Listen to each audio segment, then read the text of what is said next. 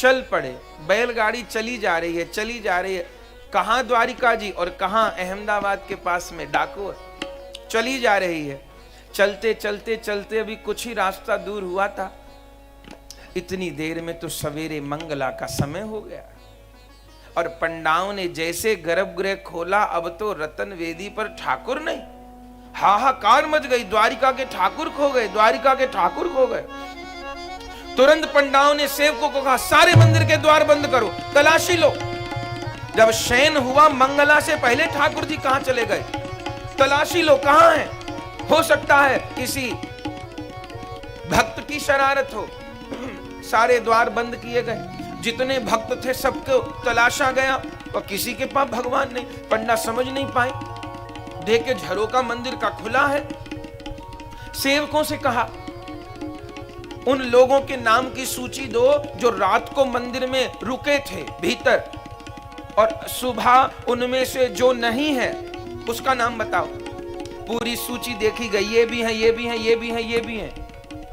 पर जब विजय सिंह का नाम बोला तो वो उस मंदिर की भीड़ में नहीं थे। पंडाओं ने कहा, तब तो वही चोर है, रात को सोया था और बार मंगला दर्शन करके जाता था, आज मंगला से पहले ही निकल गया, वही हमारे भगवान को उठा के ले गया। तुरंत घोड़े तैयार करो।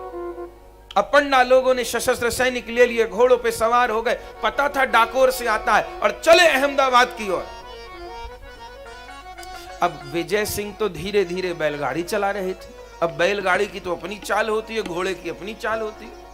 थोड़ी देर में उस रास्ते पर पहुंच गए और विजय सिंह जी ने पीछे घोड़ों की टाप सुनी और घोड़ों के पैरों से उड़ती धूल। ठाकुर जी को कहा, प्रभु जिस बात का डर था वही हुआ। भगवान ने कहा, क्या हुआ? बोले, देखिए आपके रिश्तेदार आ रहे हैं पीछे, अब क्या करो?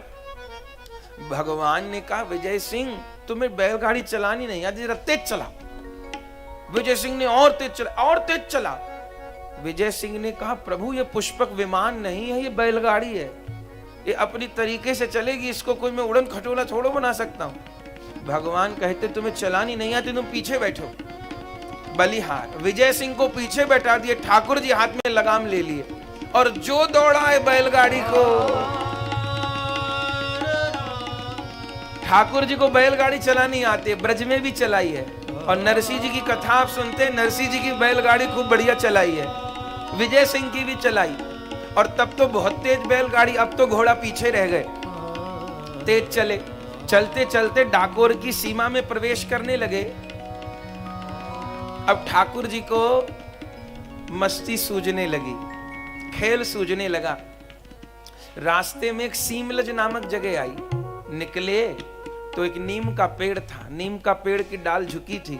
जैसे रथ बीच में से निकला, तेज चाल करके बैलों की लगाम तो विजय सिंह के हाथ में दे दी। अब विजय सिंह रथ चला रहे थे, जैसे नीम का पेड़ आया, ठाकुर जी को मस्ती सूझी, नीम की डाल पकड़ ली, रथ आगे निकल गया, ठाकुर जी लटके रह गए। विजय सिंह, मेरे ठाकुर कहां गए? देखे तो पीछे नीम की पेड़ पर झूल रहे हैं। बंधुओं, जिस नीम की डाल पर ठाकुर जी झूले वो आज भी नीम है। ठाकुर जी यात्रा को जाइए तो पास में सीमलज नामक जगह है। हम लोग की यात्रा थी तो सीमलज में भी एक दिन सत्संग हुआ। सीमलज जगह है, बिल्कुल मुख्य रास्ते के किनारे पर है। वहां आज भी नीम का पेड़ है बंधुओं, और वहां ठाकुर जी की चरण पादुका विराजमान है। आज भी वो नीम का पेड़ है। आश्चर्य होगा आपको, पूरा नीम तो कड़वा है, जिस डाल पे ठाकुर जी लटके उस डाल के पत्ते मीठे। पूरा नीम कड़वा। हमने चक्के देखा, खूब भक्त लोग कीर्तन हुए, वहां परिक्रमा होती है उस नीम के वृक्ष, ठाकुर जी जिस डाल पर लटके। फिर विजय सिंह ने कहा, प्रभु खेल बाद में कर लेना, वो लोग आ जाएंगे, चलिए। फिर ठाकुर जी रथ में बैठे, फिर आगे को चले। फिर कहने लगे, मुझे तो भूख लगी, मेरे मंगला का समय हो गया। विजय सिंह ने कहा, प्रभु मैं गरीब उतनी सेवा नहीं कर पाऊंगा जितनी द्वारिका जी में होती थी। अब कोई बात नहीं, 2 घंटे। बोले, नहीं भूख लग रही, अब चलूंगा नहीं आगे। तब तुरंत सेवक को भेजा, अपनी पत्नी को खबर भेजी, क्या पाएंगे? बोले, माखन खाऊंगा ताजा। तब तुरंत उनकी घरवाली गंगाबाई माखन लेके आई। जहां ठाकुर जी को भोग लगा उसको माखणियों आरो कहते हैं। ये भी ठाकुर जी के पास जगह है, माखणियों आरो कहते हैं उसको। वहां श्री विजय सिंह जी की घरवाली ने प्रथम भोग लगाई ठाकुर जी को, माखन पाली। अब विजय सिंह को धुकड़ पुकड़ हो रही थी, पीछे पंडा लोग ना आ जाए, फिर लेकर के चले, प्रभु अब चलो। जैसे चले, विजय सिंह ने कहा प्रभु क्या करूं, वो लोग आएंगे सबसे पहले मुझसे ही पूछेंगे, घर की तलाशी लेंगे, मैं क्या करूं। ठाकुर जी ने कहा ऐसा है, तुम्हारे गांव में जो गोमती तालाब है ना, तुम मुझे तालाब में छुपा दो। अच्छा, अब वो लोग पूछे तो क्या कहूं, वो लोग पूछे तो कह देना मैं नहीं लाया। प्रभु मैं तो झूठ नहीं बोलता। अरे झूठ बोलने को नहीं कह रहा। अच्छा बताओ, तुम मुझे भगा के लाए हो कि मैं तुमको भगा के लाया हूं। बोले बात तो ठीक है, मैं आपको भगा के नहीं लाया, आप मुझे भगा के लाए हो। तो वो पूछेंगे कि तुम ठाकुर जी लाए तो मना कर देना, वो ये थोड़ी पूछेंगे कि ठाकुर जी तुमको लाए। अच्छा प्रभु, आज भी वो गोमती तालाब है, आप डाकोर जी जाइए, बहुत विशाल तालाब है। उस तालाब के भीतर ठाकुर जी को छोड़ दिया, तालाब के भीतर छुपा दिया, जल के भीतर। और जैसे छुपाया, वह इतनी देर में तो वो पंडा लोग आ गए घोड़े पे सवार। ए विजय सिंह, कहां है हमारे भगवान? और ठाकुर जी ने जैसे बताया था, अरे महाराज मुझे नहीं पता। झूठ बोलता है, रात को आया था कीर्तन में, एकादशी को आता है, भगत बनता है, मंदिर में चोरी करता है, बता कहां है ठाकुर जी हमारे? मुझे नहीं पता। झूठ बोलता है, हमारे ठाकुर जी को ले आया। एक सैनिक ने कहा तलाशी लो, तुरंत सैनिक लोग घर में घुस गए, तलाशी ली पर नहीं थे ठाकुर जी। किसी ने कहा बैलगाड़ी को तलाशो, तो जब बैलगाड़ी को तलाशा तो श्री विजय सिंह जी जब गए थे तो वो बैलगाड़ी में नीचे घास फूस बिछा के ले गए थे, ऊपर चादर बिछा के, ताकि ठाकुर जी को मुलायम लगे। तो जल्दी जल्दी में विजय सिंह जी ने ठाकुर जी को तो तालाब में छुपा दिया था, पर ठाकुर जी का पटका बैलगाड़ी में रह गया। अब जैसे पंडाओं ने तलाशी ली बैलगाड़ी की, और वो धूप में चमचमाता पीला पटका पकड़ लिया विजय सिंह को। झूठे मक्कार, ये पटका तेरे बाप का है?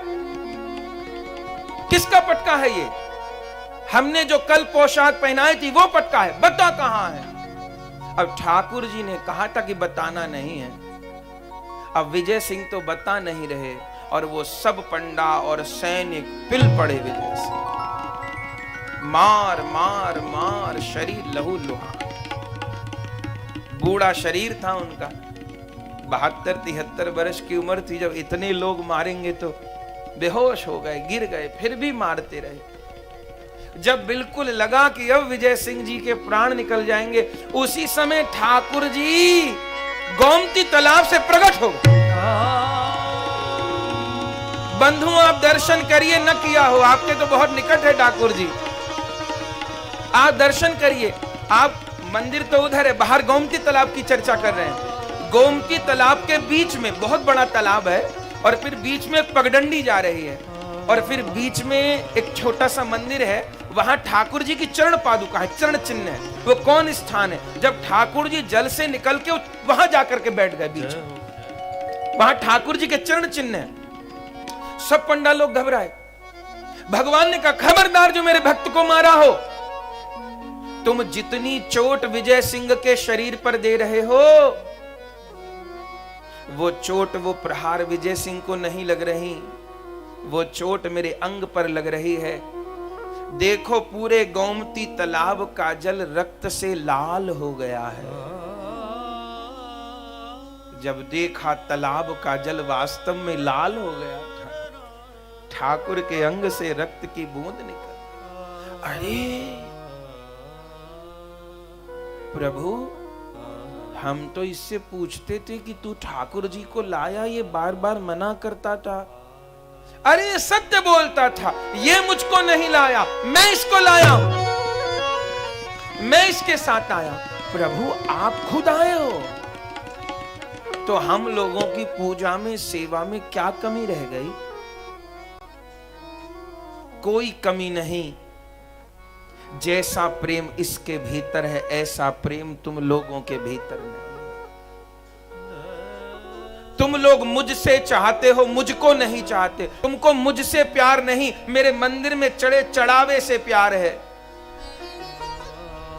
इसको मुझसे प्यार है। मैं भोग के बिना रह सकता हूं, सोने के आभूषण और जरकसी पोशाक के बिना रह सकता हूं, पर भक्त के प्रेम के बिना नहीं रह सकता। जब ये दोनों पति पत्नी मुझे भोग लगाते हैं तो मुझे लगता है मेरे नंद यशोदा मुझे भोग लगा रहे हैं। जब ये मेरी आरती करते मुझे लगता है बूढ़े नंद यशोदा आरती कर रहे हैं। अब मैं नहीं जाऊंगा द्वारिका, लौट जाओ, अब मैं यहीं रहूंगा।